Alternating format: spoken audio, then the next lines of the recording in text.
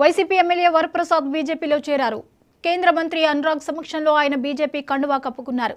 అంతకుముందు ఏపీ అధ్యక్షురాలు పురంధేశ్వరితో సమావేశమై నిర్ణయం తీసుకున్నట్లు తెలుస్తోంది. గూడూరు నుంచి ఈసారి ఎమ్మెల్సీగా మేరిగ మురళీధర్రావుకు జగన్ ఇన్ఛార్జ్ బాధ్యతలు కేటాయించారు.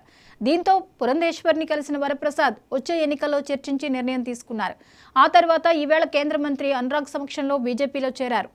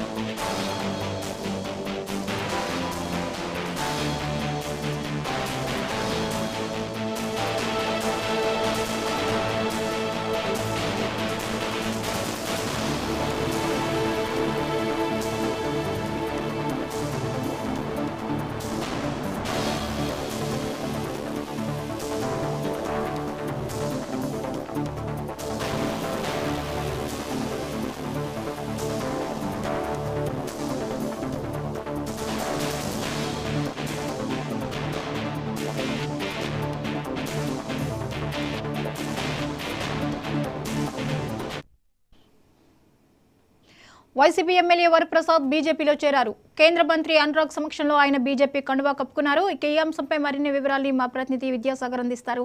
విద్యాసాగర్, చెప్పండి, వైసీపీ ఎమ్మెల్యే వరప్రసాద్ బీజేపీలో చేరినట్లుగా తెలుస్తోంది, వివరాలు ఏంటి?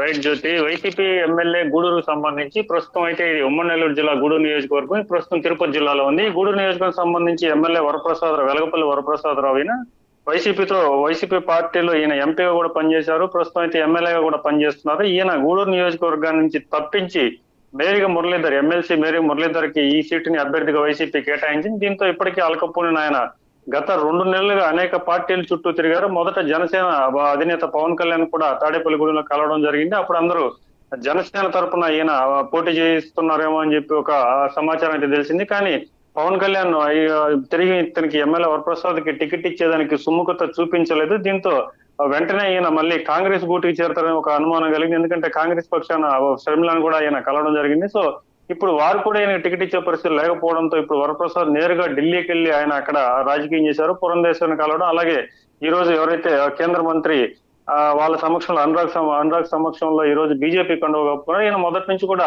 తాను గూడూరు ఎమ్మెల్యేగా పనిచేస్తున్నాను, గతంలో ఎంపీగా చేసిన అనుభవం ఉంది కాబట్టి తిరిగి నాకు గూడూరు ఎమ్మెల్యే టికెట్ అయినా ఇవ్వండి, లేదంటే తిరుపతికి సంబంధించిన ఎంపీ టికెట్ అయినా ఇవ్వండి అని చెప్పి ఇప్పటికే పార్టీలన్నింటినీ కూడా కలవడం జరిగింది.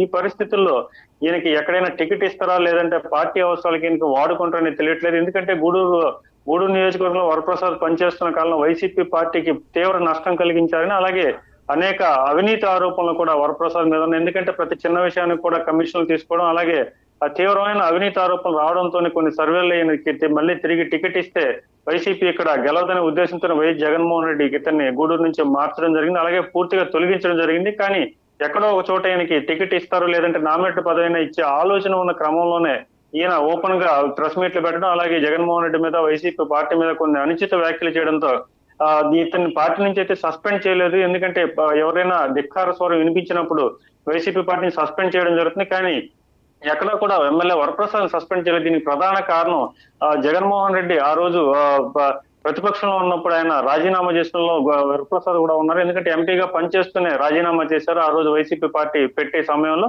సో ఇవన్నీ దృష్టిలో ఉంచుకుని సముచిత స్థానం కల్పిస్తారేమో అని ఒక సంకేతం అయితే ఉంది. కానీ ఇవన్నీ కూడా ఎప్పుడైతే ప్రెస్ మీట్ లోకి వచ్చి వెలగపల్లి వరప్రసాద్ వైసీపీ పార్టీ మీద జగన్మోహన్ రెడ్డి మీద కొన్ని ఆరోపణలు చేయడంతో వెంటనే వైసీపీ పార్టీ తను పట్టించుకోవడం మానేసింది. ఈ క్రమంలోనే ఏదో ఒక పార్టీలో చేరతాను, తాను ఎక్కడో దగ్గర నుంచి పోటీ చేస్తానని చెప్పి ప్రజలు అయితే తిరుగుతున్నారు. కానీ ఎక్కడా కూడా ఈయనకి సీటు ఈయన క్రమంలో, అలాగే ఎన్నికలు కూడా దగ్గరకు వస్తున్న సమయంలో ఇప్పుడు నేరుగా ఢిల్లీకి వెళ్ళిన వరప్రసాద్ నేరుగా ఎంపీగా పనిచేసిన కూడా అక్కడ కొంతమందితో ఆయనకి పరిచయాలు కూడా ఉన్నాయి. ఈ క్రమంలో కూడా అతను ఎక్కడి నుంచైనా సరే నాకు టికెట్ కావాలని చెప్పి ఆశిస్తున్న పరిస్థితి. ఈ క్రమంలోనే ఈ రోజు బీజేపీ కండువా కప్పుకున్నారు. ఇప్పుడు ప్రస్తుతం ఆంధ్రప్రదేశ్ లో బీజేపీ, టీడీపీ, జనసేన 3 పార్టీలు కూడా కూటమిగా పనిచేస్తున్నాయి కాబట్టి కూటమిలో ఇప్పటికీ ఆల్మోస్ట్ సీట్లన్నీ కూడా కన్ఫర్మ్ చేయడం జరిగింది. రాష్ట్రంలో కేవలం కొన్ని సీట్లు మాత్రమే బీజేపీకి సంబంధించిన 6 సీట్లు, జనసేనకు సంబంధించిన 2 సీట్లు అయితే కూడా వాళ్ళు కూడా ఖరారు చేశారు. కేవలం బీజేపీలోనే కొన్ని ఖాళీలు ఉన్నాయి కాబట్టి ఎక్కడైనా ఖాళీ ఉన్న చోటు నుంచి తిరుపతి ప్రస్తుతం అయితే ఎవరిని కూడా ప్రకటించలేదు. తిరుపతి నుంచి ప్రకటిస్తారా, లేదంటే ఈయనకి ఏదైనా నామినేట్ ఇస్తారా, లేదంటే ఈయన సేవలు వాడుకుంటారని చెప్పి వాళ్ళ పార్టీ